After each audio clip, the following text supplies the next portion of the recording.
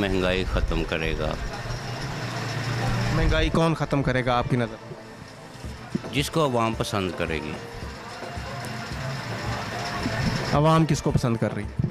अवाम इमरान खान को पसंद करती है।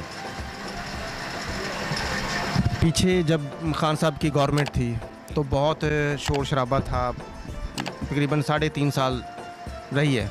यही शोर रहा है कि खान साहब ने बहुत महंगाई की, इतनी महंगाई थी नहीं, चीनी महंगी हो गई। जहांगीर तरीन साहब इनकी पार्टी के थे, बाकी भी लोग जो भी थे, अलीम खान, ये सारे के सारे। महंगाई मतलब बहुत ज़्यादा हुई, लोग बहुत बैक फुट पे भी गए, आपको भी पता है उस टाइम के अंदर। तो फिर ये कहा गया कि जो मुल्क दिवालिया हो रहा है, तो इसलिए जो है ना पीडीएम को लाया गया कि ये मुल्क को दिवालिया होने से बचाएगी। तो बाकी जो महंगाई हुई उसके बाद